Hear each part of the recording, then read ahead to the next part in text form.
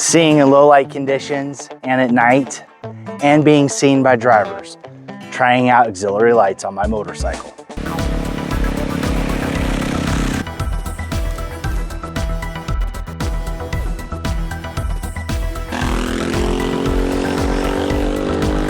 Hey, how's it going? Welcome to my channel.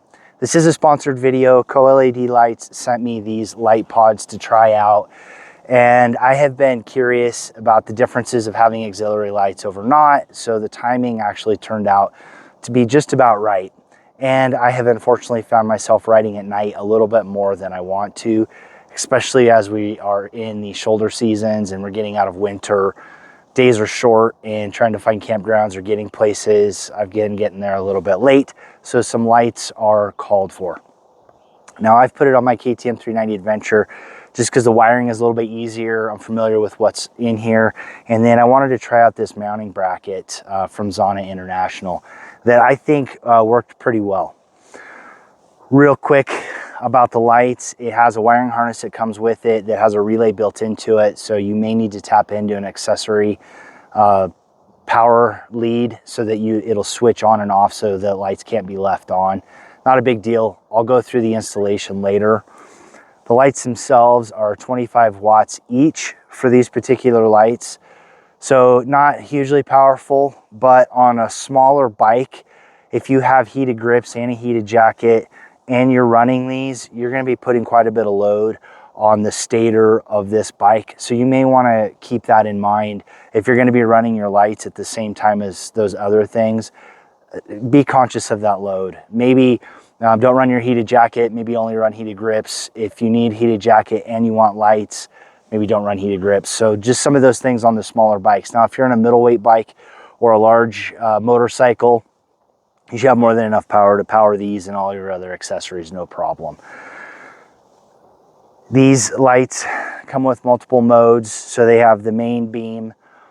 They have a couple different strobes. So if you're in an emergency situation, maybe on the side of the road, and you're helping somebody else out or something happens, you can have a strobe just so people are aware that you're there.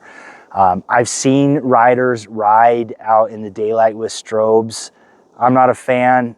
If that's what you want to do, I mean, do whatever you feel comfortable with and what makes you feel the safest in riding. So it does have that potential. Really, it was a pretty simple installation to get them here, and I don't like to ride at night. The area I am living in is full of deer, so I was asked to do night ride testing on these, and I had to politely decline. So I did do some testing at night in my driveway. I have a very long driveway, so you can see the difference of the main headlight versus these lights. I'm a little limited on the direction I can point these. On my bike, it'll be different on yours because I have the high fender. So the fender just barely clears the lights when I turn it back and forth. So if I turned them down really far, then I know they would hit that fender. So I've kind of have to balance it out where I get some projection out, some additional side light, and also make clearance for the fender. So this is just something, if you're looking for auxiliary lights, these aren't bad. If you compare the price of these compared to, say, like a Baja Design or some of the other ones out there, those get really expensive, which is really the primary reason why I avoided buying auxiliary lights, is because the cost of those premium kits was really, really high. Now, I think this particular light, depending on what price you see it at, it ranges anywhere from $80, $90 up to about $110. That's the full kit. It does come with some mounting brackets that I'll show in the installation. I didn't use those, but you could clamp it around a crash bar, a 1-inch crash bar, be able to do that just fine. I went with this particular mount, so I was more pleased with the way this came out. One of the modes that I do like on this is the ability to give a quick flash if I'm wanting to pass someone and maybe let them know I'm going to do it. Or if someone is passing in my lane and I want to flash at them, I have that ability to hit those real quick, and that's pretty bright, or even do a strobe back and forth to catch their attention. So I can definitely see the value in that. And the biggest issues I've had has always been oncoming traffic, passing, and not being able to see me down the road. I have been ran off the road several times, as I'm sure most of you out there have if you've ridden a motorcycle for any amount of time. So I do think from a safety standpoint, that will be useful. I do think I will use that on this bike. Even though I haven't had it before, it will be something I work into my approach to riding safely. All right, a quick nighttime demonstration. I am in my driveway. I am not riding anywhere. I just have the camera set up showing the bike as the beams get projected through the driveway. And I'm starting off on a low beam, and then I switch it on a high beam so you can see what the bike's lighting is like. And then I switch on the auxiliary lights to see the flood that comes out of it and shut that off and then turn it on just so you can see the difference. I really like the angle and the extra light it gives on the side of the bike. I appreciate that part of it because I think a lot of motorcycle lights are very narrowly focused and you don't get that broad beam, where this adds some of that on the sides of the road that you wouldn't necessarily have. I think these would be great lights for riding off-road at night because it'll illuminate more of what you're trying to ride over and give you more angles and options. And maybe not as much stuff will be hiding behind shadows. All right, you've already seen the functionality on these lights, and now it's time to get this wiring harness installed on the bike.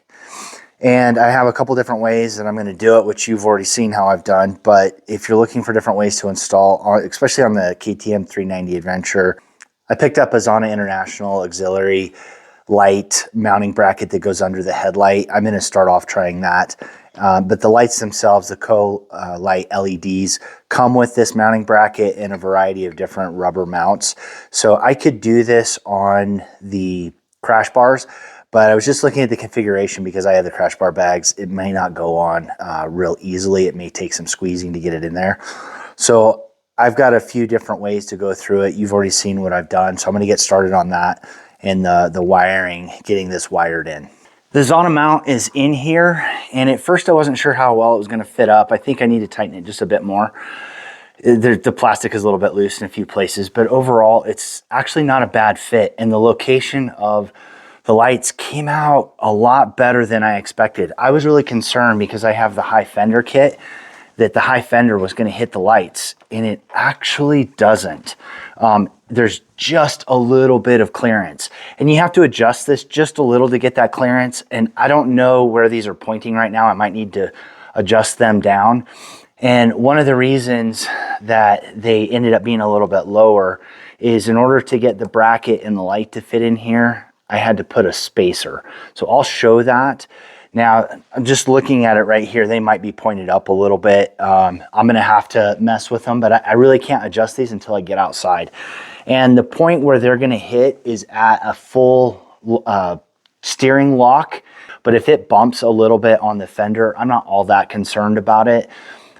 Not like I was when I first installed these. I figured the fender was going to hit it right center of light, and that's not happening. So that's really good.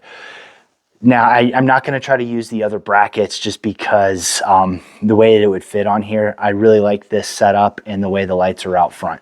Now, I do know that I need to make some adjustments, and I'll do that once it's dark out to make sure I'm not pointing it into oncoming driving traffic. I think if you're going to come into traffic, I would almost lower these or turn them off like you would your brights. That would be what I'm going to do using these.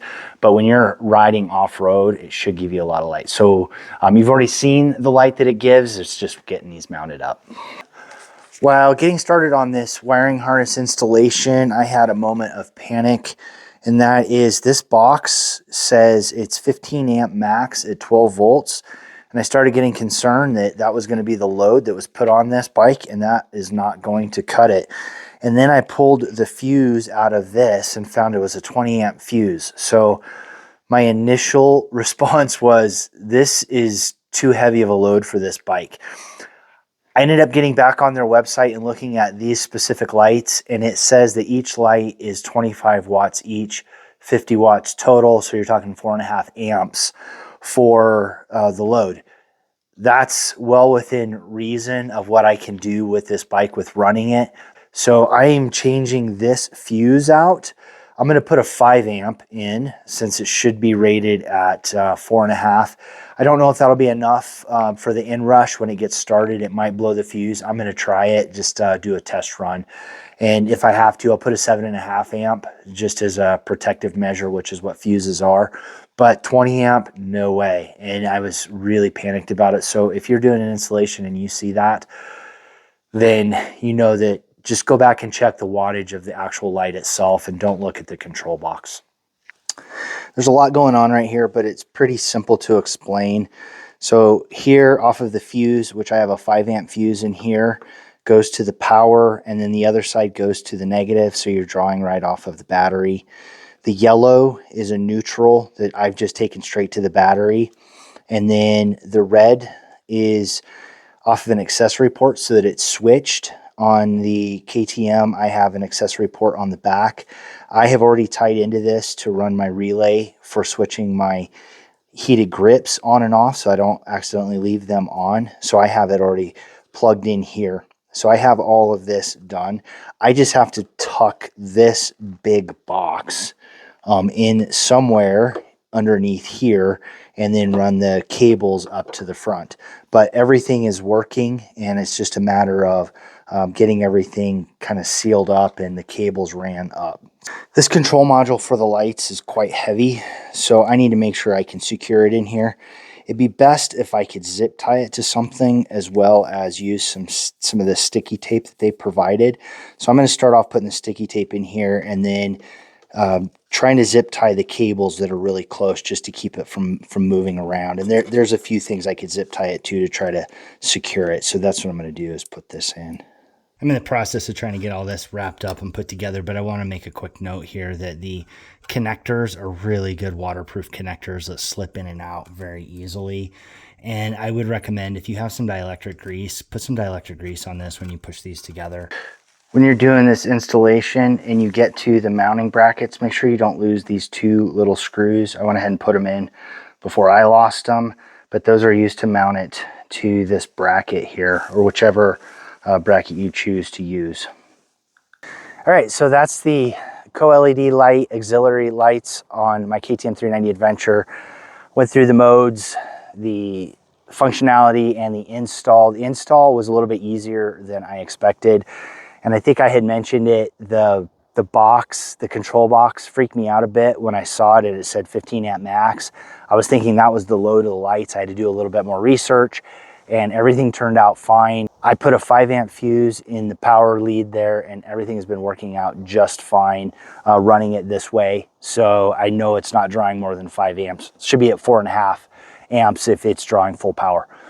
So anyway, these are auxiliary lights. If you're looking for something that is maybe more wallet friendly, this might be something you take a look at. They have a bunch of different models of lights, and there's a lot of different options out there. But I think from a being seen and seeing better standpoint, you really can't go wrong putting auxiliary lights on. I know they're not for everybody, but let me know what you think. Let me know if you use auxiliary lights yourself on your bike, what your experience has been in the comments below, especially if you've noticed going from no lights to having lights, if drivers seem to notice you more with them on than they do off.